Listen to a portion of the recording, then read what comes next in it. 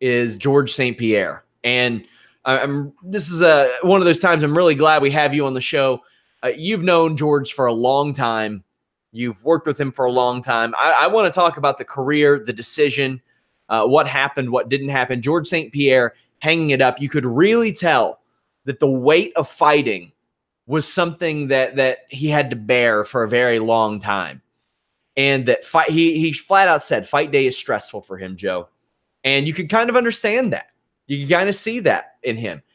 He said that the reason he's retiring is to avoid the call-outs, to avoid that stress anymore. I think he made the right call. I would selfishly love to see Georges St Pierre again, but tell me your thoughts, your feelings, if you reached out to him, anything like that.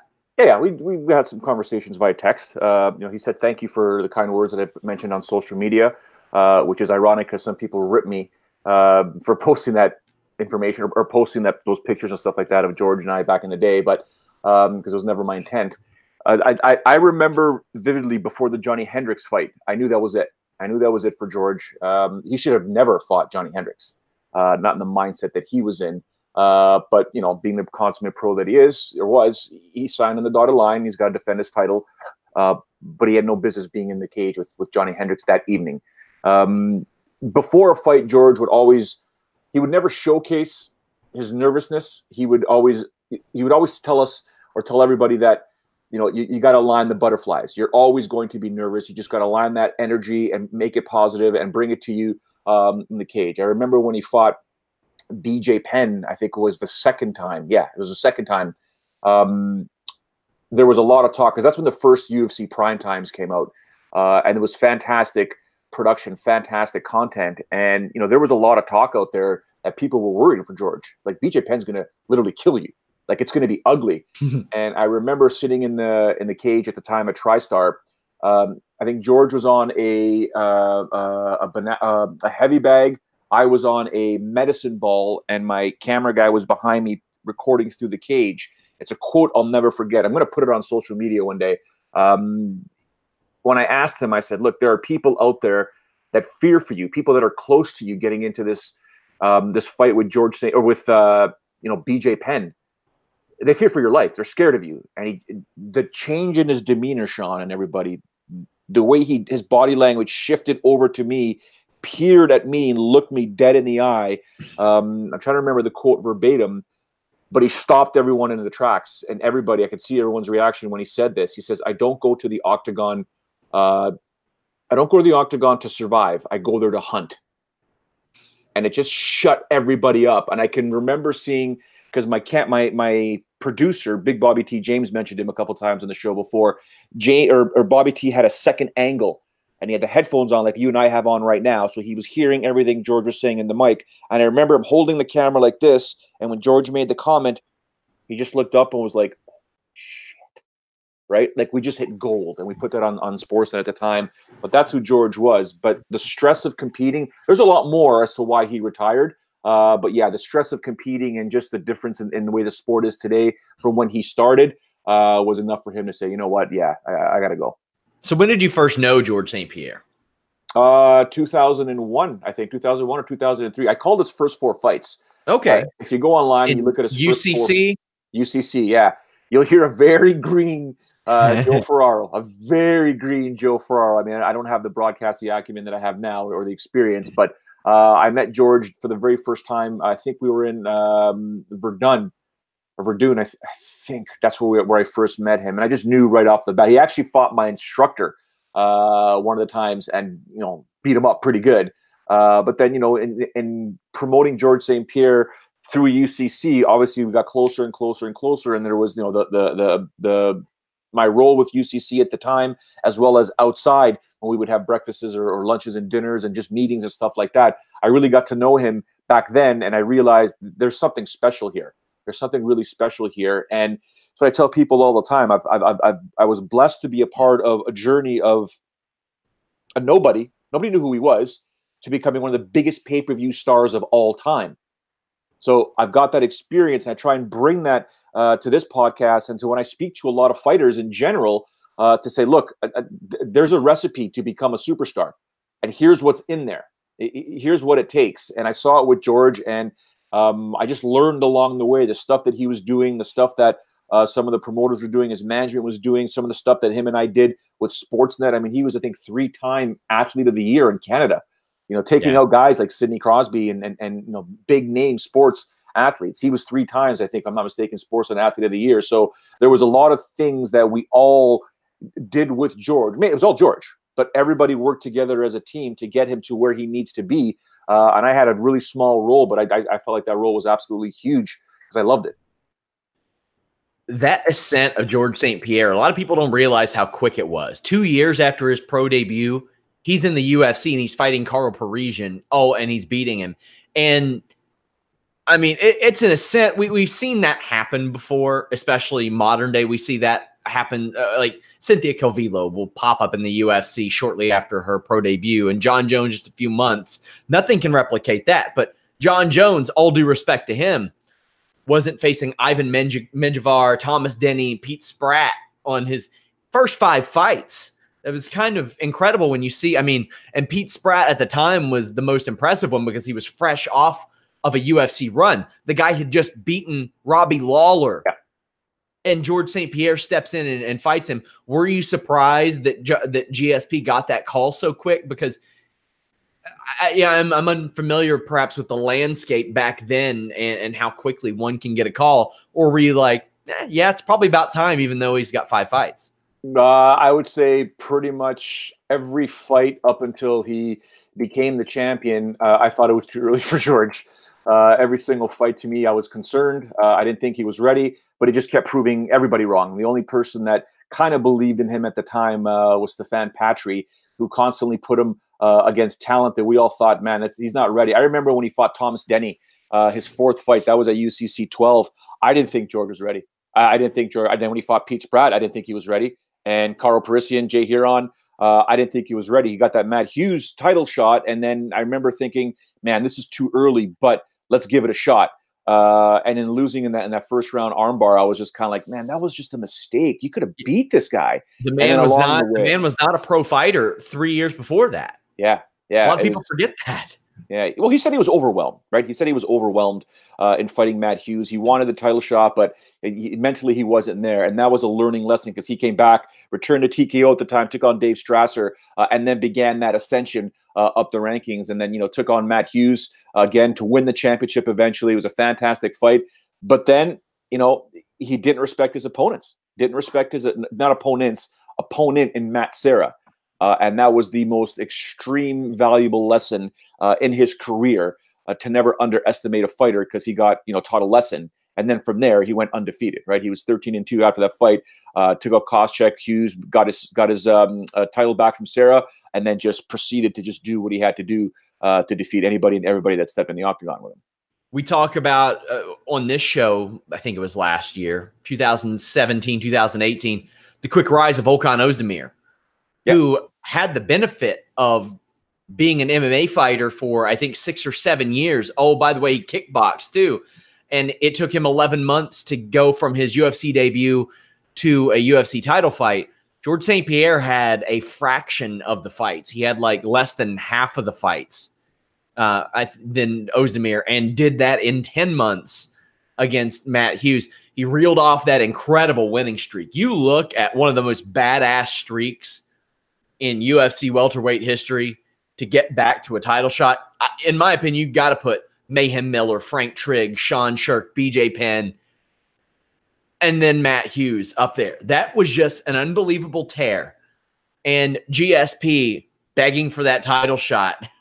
It was that famous scene that you see. He wanted that title. He wanted that rematch with Matt Hughes, and you saw the growth and the maturity. And I mentioned this on the recap. That spot where he got caught with that arm bar, where he had the double wrist lock on the bottom, that's a spot I've integrated into pro wrestling matches since then. It's iconic. Like it's one that you look at, and it's elementary. It's one that young MMA fighters look at, they see it, and they never make that mistake again. Kind of like how I mentioned the Von Flue thing. You never hold on to the double wrist lock from that point, and a lot of people learned a lot of things from there. When I started to watch UFC was about January 2007, so I wasn't that hip to the dominance of GSP and how impressive he was. So when I immediately walk in and I see him get clipped by Matt Serra, a fight in which you could tell he had a ton of pressure on him for, that, you know, I didn't know what I would see over the next decade. What was his mindset like going into the Serra fight and coming out of it? The first Serra fight, he basically, in essence, it's tough to say because I don't know if he ever admitted this or if it's something that was mentally he wasn't there because he thought, you know what, this guy doesn't deserve a title shot. I think it was because Serra came off the Ultimate Fighter, if I'm not mistaken, right? Yes. And got the title shot. So he won the comeback season or whatever it was. Yeah, season 4, I think it was. But it was one of those things where George was like, I'm going to beat this guy. Like, really? Like, there's no real point in doing this fight. I'll do it. I'll show up. And then rumors started swirling that, you know, he didn't train as hard. He basically put in a 2-week training camp. At that time, I wasn't in Montreal for that period to know if this is true or not. But all these people were telling me all this kind of stuff, you know. He's going to be fine, but, you know, it's Matt Serra. He's going to, well, guess what happened? If I'm not mistaken, that was UFC 69 in Houston. Was it Houston? I think it was Houston. Yeah, it was in Houston. It was just a situation where he didn't really, and he got caught. It wasn't even an overhand punch. I think we broke it down one time on my show. It was almost a clothesline, like an overhand clothesline, old school wrestling clothesline that connected. And that's what rattled George. And there was so much time left in the round that George just couldn't recover. And Matt Serra did a fantastic job eventually getting that fight down on the ground, connecting, and making George tap out. I mean, that's what really happened there, right? So that was the learning curve. I remember him when I was talking to his sports psychologist about a year or two later. One of the things that they made George do, and this happens a lot with psychologists and sports psychology in general, is they talk about devastating incidents in their lives or something bad that happened. And eventually they talk through it. It could be emotional. It could be angry. It could be whatever. But eventually they write it on a brick, right? They write it on a piece of paper. They tape it to a brick or they tie the tape to a brick and they just toss it into a river or a lake saying, that's it. It's done. I think George went through that experience as well. And he came back just stronger than ever. Of course, after that, he had the first Koscheck fight. And this was a recurring theme that he had beat so many people. They were running out of people for him to face the first time. He beat Matt Hughes again. You could definitely tell he was the better fighter in that feud.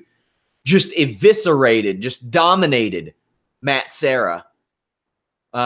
Just dog walked John Fitch. And then there was the quote-unquote super fight, which, like I said, I had only started to watch UFC a couple years prior, but I looked at that and I said, man, BJ Penn doesn't have a chance. I didn't know why they were booking this fight. I didn't give him an opportunity. I didn't give him a chance.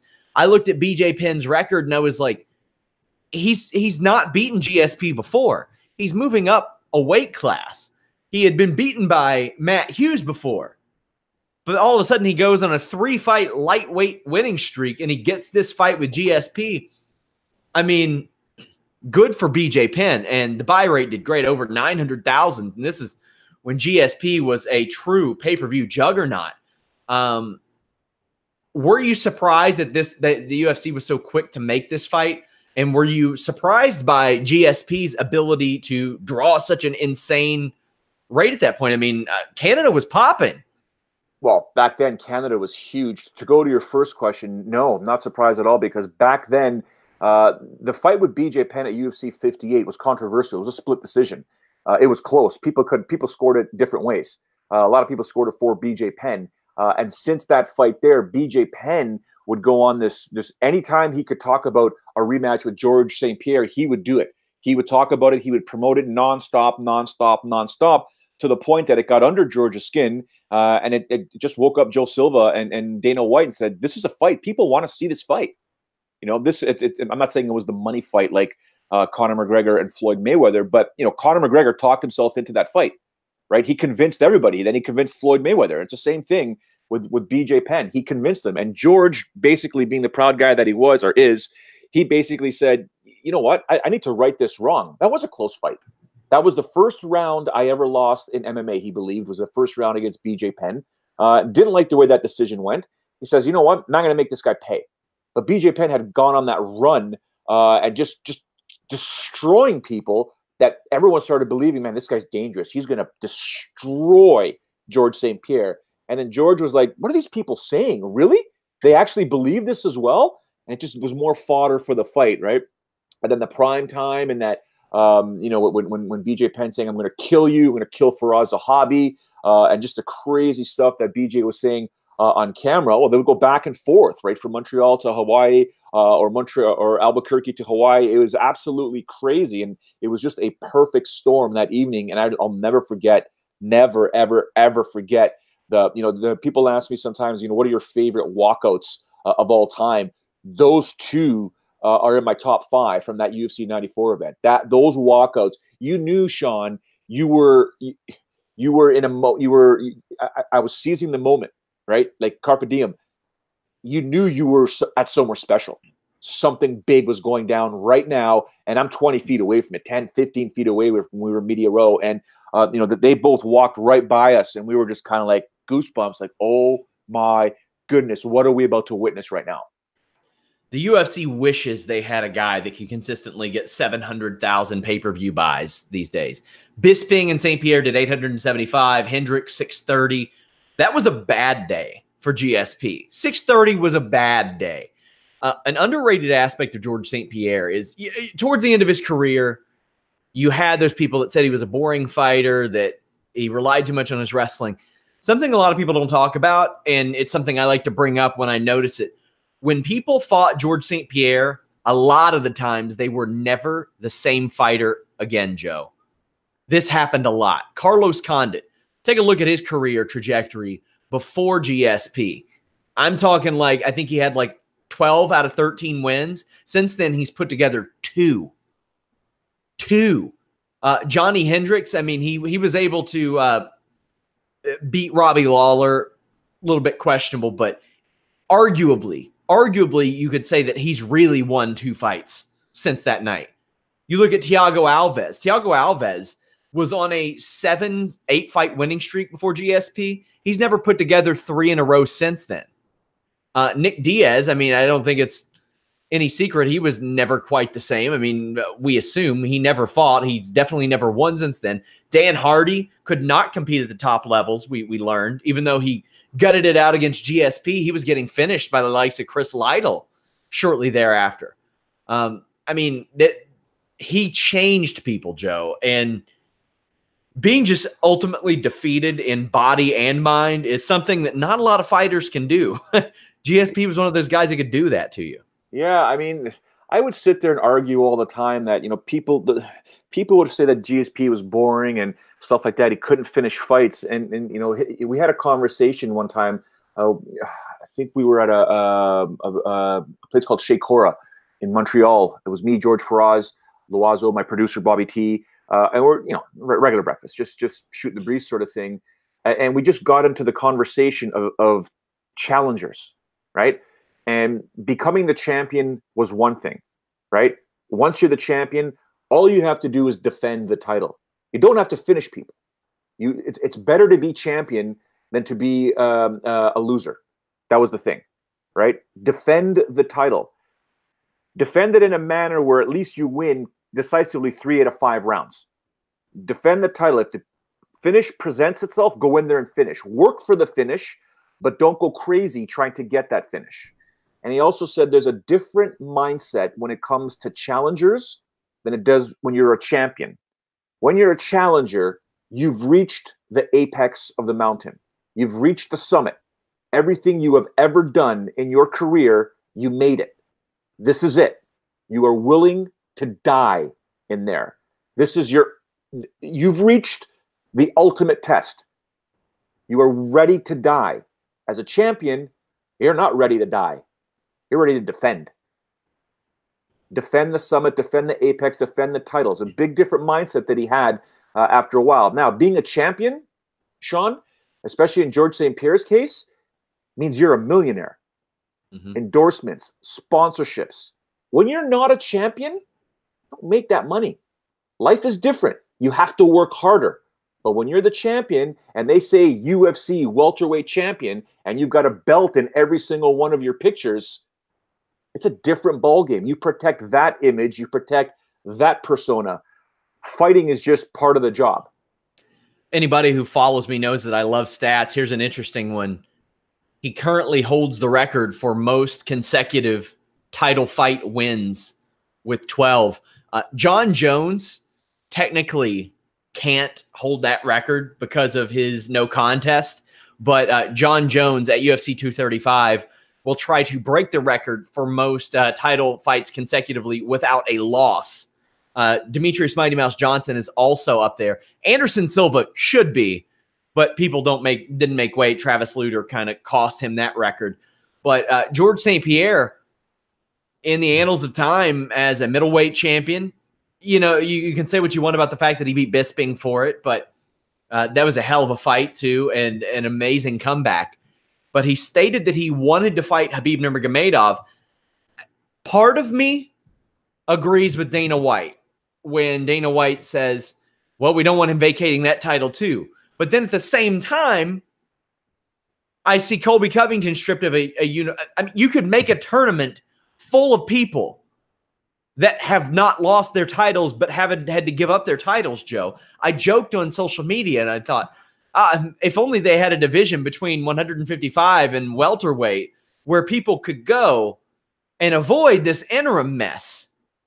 Do you think they should have made this fight? I think Khabib and GSP is you're asking for 1 million pay-per-view buys easily. Should they have made this fight from a business perspective? Absolutely. Me speaking as someone that knows George, no. I would not want to. Dude, I didn't want to see him fight Bisping. Okay, like I didn't want that fight. You remember that? I was like, dude, don't fight, and he fought anyways. But to cut all that weight to get to the weight that he would have to compete against a guy like Nurmagomedov. That's not to say George couldn't defend those takedowns and not take down Nurmagomedov, bigger, stronger, potentially. Right? I get that. I understand that. But for George's sake, I didn't think it'd be good, especially the younger fighter, younger, hungrier, and stuff like that, right? Different ball game altogether. But from a money-making perspective, I think it would have been a fantastic fight. It'd been a great payday for him. I still really, if there was a fight that I want to see, even though I still disagree with my own brain thinking about it, would have been the Conor McGregor fight. But the cachet of Conor McGregor has slightly dipped a little bit, especially with Khabib Nurmagomedov being the champ. That, is the next fight to make, sort of thing, right? But yeah, from a business perspective, Sean, would have been a great moneymaker for the UFC, George and Khabib. But for George himself, I don't like it. I don't like it at all. Any final thoughts on the career of Georges St Pierre? What do you see him doing next? He says he's going to keep training 2 times a day, the following day even. Tyron Woodley said, yeah, how about you train with me? That would be neat. So what do you see in the future for GSP? Not too sure yet. He didn't answer some of my questions and we went back and forth. Yeah, he can do whatever he wants. I know he's going to keep training. He's a gym rat, for God's sake, right? He loves martial arts. He loves learning. He believes that Bruce Lee adage that you should be more scared of someone that knows one kick and has practiced it 1,000 times than somebody that knows 1,000 kicks, right? So he likes to drill. He's all about muscle memory. He's all about being in shape, eating healthy. Back in the day, this guy could consume. No, he was not a healthy eater, Sean. This guy could destroy like 3 Egg McMuffins and a Big Mac combo in a heartbeat, right? So, but he realized the importance of nutrition. But he wants to be a role model. He wants to live that lifestyle. Movies, commercials, endorsements. We'll see where they go. But he's got, he's George. He can do a lot of things.